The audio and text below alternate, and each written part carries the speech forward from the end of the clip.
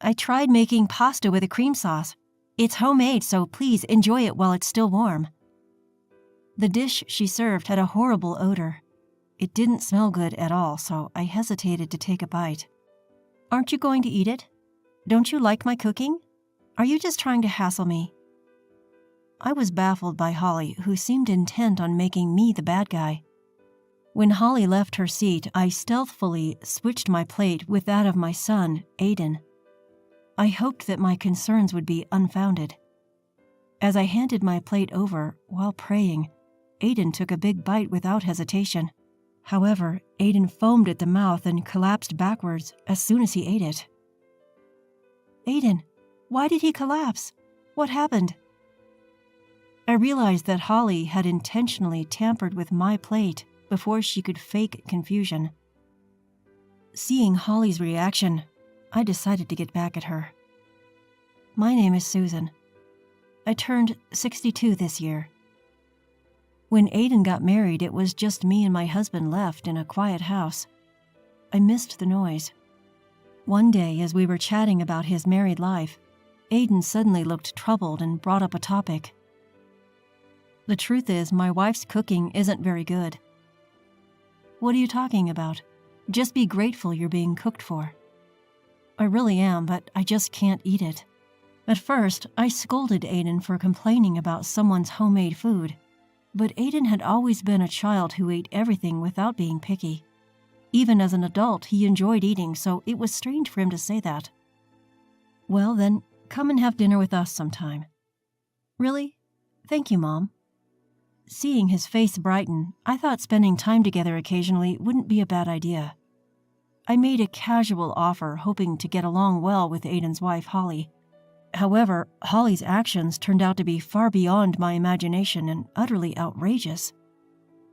A few days after talking to Aiden, the couple came to our house for dinner.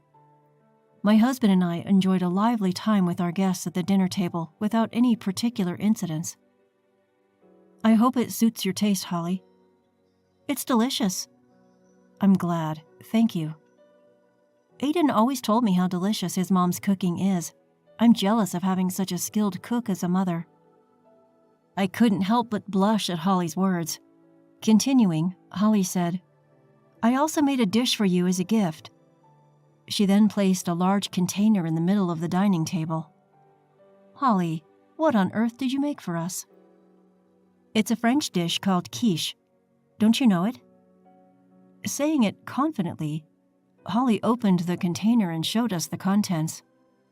What was inside looked like a cross between an omelet and a pie, but it emitted a terrible smell as soon as it was opened, making me involuntarily grimace. The surface was burnt and the inside was a gooey, undercooked dough with a fishy smell. "You just mix the dough and bake it, so it's easy to make." "Is that so? Should we heat it up again?"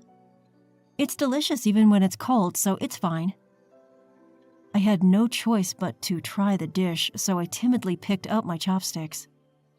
The undercooked, powdery dough that hadn't mixed well made me hesitate. My husband, who was watching, put down his chopsticks without taking a single bite. Aiden also remained silent and didn't attempt to eat it. For some reason, Holly didn't try it either. "Mother-in-law, aren't you eating it?" "I'm sorry, but I feel like it's a bit undercooked. Can we go ahead and reheat it?" Holly frowned at my reaction and sighed. I tried to choose my words carefully, but it seemed that Holly was still uncomfortable. "Never mind." She slammed the container on the table. "I didn't think I'd be treated like this just for bringing a dish. Do you think you can do anything just because you're good at cooking?" "Holly, calm down. Before you complain to Mom, don't you think you should try it yourself? It's easy to make, so I don't need to taste it. Why aren't you eating it either? How can you serve food to people without tasting it yourself? Just try it." Although I didn't mean any harm, I was the one who had been rude. I tried to smooth things over while calming their argument, but Holly remained angry and left. Aiden apologized and left to follow her. In the silent dining room, I held my head in my hands. At this rate, she'll think I'm giving her a hard time. I sighed as I looked at my husband. Looking at the leftover container, I wondered what to do. I'm not cocky about being a good cook, I'm just average. I worry about finding a peaceful resolution. I could tell Aiden to cook for himself, but it might hurt Holly's pride. Although he's my son, I shouldn't interfere in their household. After discussing it with my husband, we decided not to get involved too much. But since then, Holly started coming to our house frequently for some reason. "Mother-in-law, will you please make lunch? And please put dinner for Aiden in a container to take home." The next day, Holly came alone without Aiden. Holly suddenly spread empty containers on the table and asked me to make lunch and dinner for her and Aiden. Surprised by the sudden visit, I asked her if something had happened. "Aiden seems to prefer your cooking, so I thought I'd ask you to make our meals from now on." "That's a problem. Holly, why don't we cook together?" "No, you're just going to make that disgusted face again. You're just giving me a hard time." I was at a loss for words when she said that so decisively. Even if I say I don't mean it that way, she wouldn't listen. She had labeled me a terrible mother-in-law. Although cooking isn't too much trouble, it's unbearable to do it every day for a daughter-in-law who dislikes me this much. I thought about teaching her some simple dishes, but she wouldn't agree to that either. "You're good at cooking, so just make it for us. And please, take care of tomorrow's meal too." Despite trying to persuade her, she only became more brazen day by day. On days when I refused, she apparently bought prepared food at the grocery store. Aiden seemed to be fine with eating that and didn't comment on it, so Holly started to complain about him eating at our place. "Aiden was spoiled by you, wasn't he? He just gobbles up store-bought food." "He's always loved eating since he was young. But he hardly eats any of my cooking. He's just trying to hurt my feelings." "Well, I'm not sure about that."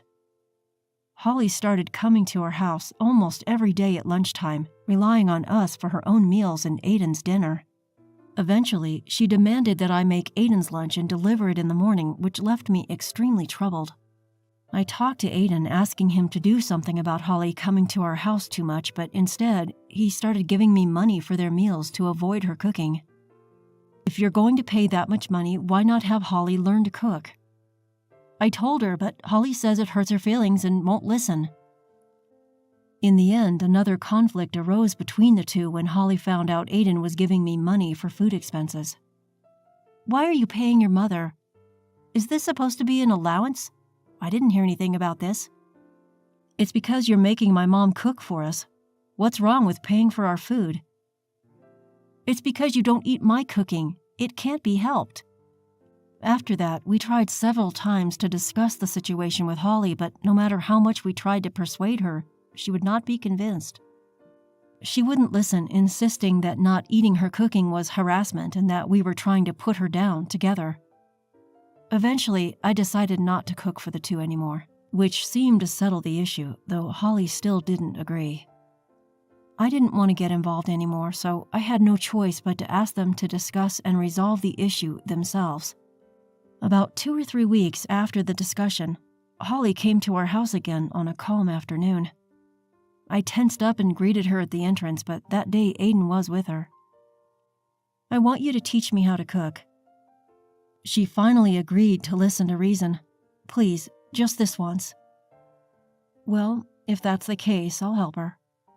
I was relieved, thinking that the discussion had led to a positive resolution and led them to the kitchen. Holly said she had brought her own ingredients and seemed more motivated than before.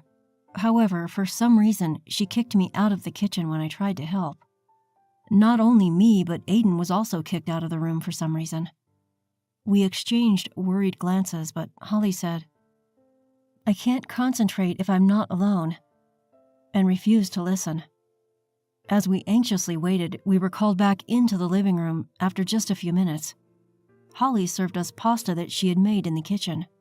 It seemed too short a time for pasta to be cooked, so I tried to go to the kitchen to check, but Holly stopped me. "Mother-in-law, what's wrong? Here, try it while it's warm." Is everything okay? Did you find the pots and everything?" Everything was fine, so please, just try my homemade pasta while it's still warm. The pasta with cream sauce that Holly served didn't look as bad as before. However, when I mixed it with a fork, I could clearly see foreign objects in the white sauce. At first it looked like the remnants of a roux, but it had an unusual smell, like an air freshener.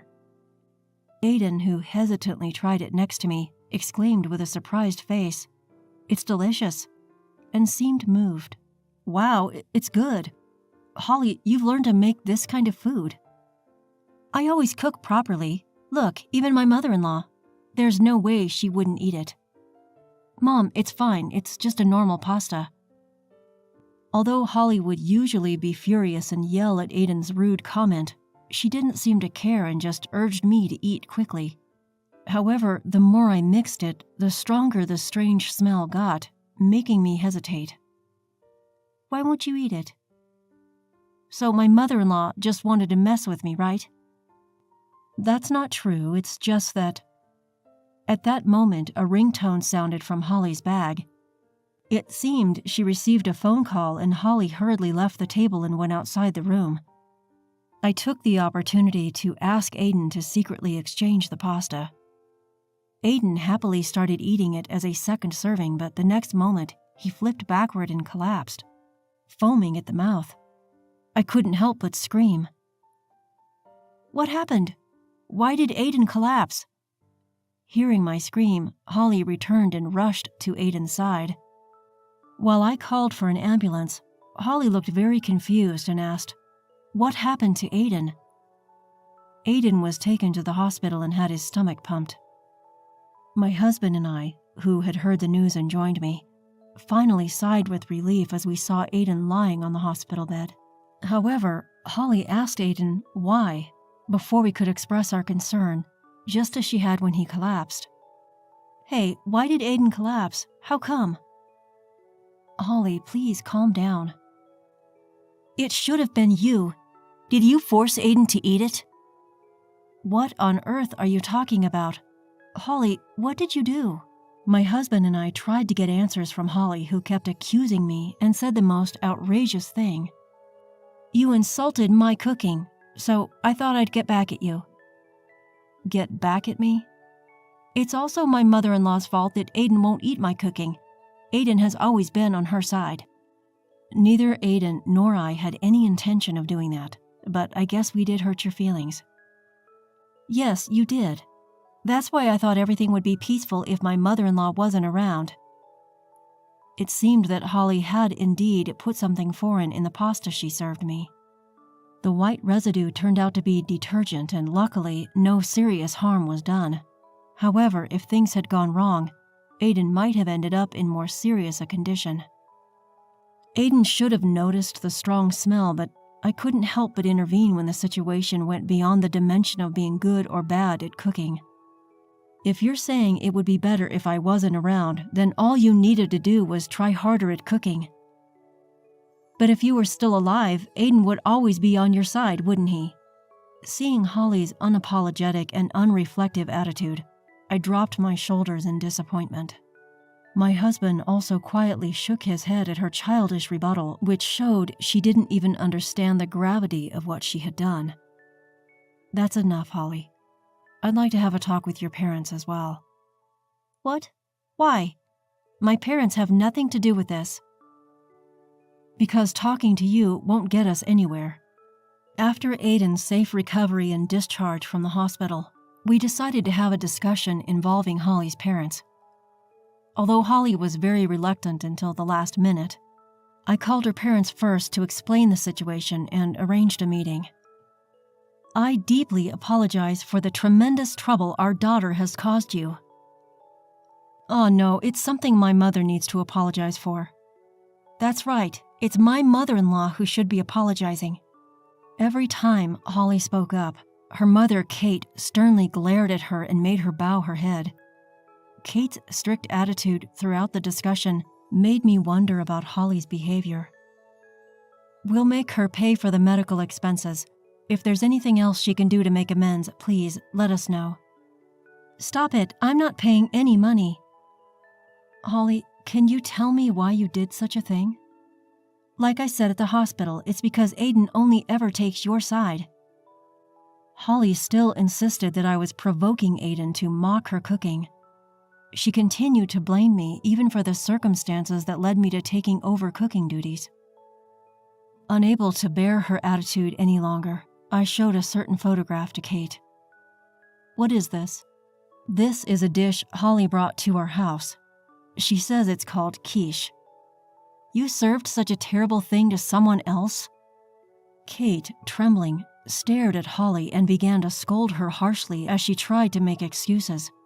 Holly had no choice but to hang her head in silence as the lecture continued without giving us a chance to intervene. In the end, Holly admitted to everything. She thought that if Aiden kept siding with me, she would ultimately have to take care of me, so she believed that if she could get me hospitalized, she wouldn't have to do so. The absurd leap in logic made my head spin. "I'm sorry, but I can't continue our married life after being subjected to something like this." "Why not? It's not my fault. You shouldn't have taken your mother's side." "You be quiet. You could be turned over to the police for this." Hearing the word police, Holly turned pale once again. Although there was some trouble regarding compensation and hospital fees, Kate promised to make Holly pay, and the situation didn't escalate any further. Although Holly acted like a child for a while, she seemed to be feeling down after Aiden told her, "I can't be with you anymore." I later learned that Holly's parents, who she said she didn't get along with, were actually professional chefs. Holly, who wanted to cook freely, had been severely scolded by her parents for her unorthodox ideas and apparently started cooking however she liked after getting married. Aiden told me that her parents were furious with her for trying to demean someone for her cooking, especially her father, whom we didn't meet during the discussion, was said to be furious and now was taking her through a so-called bridal training where she was being taught the basics of cooking at her parents' home. This made me realize I needed to teach my son how to do basic household chores as well. Aiden, while appreciating the privilege of having someone cook for him, has started making simple dishes on his own. He asked me to teach him how to cook and sometimes comes to our house to cook meals together. For some reason, my husband also became interested in cooking, and the three of us enjoy cooking together, or sometimes I let the two of them handle the cooking while I relax.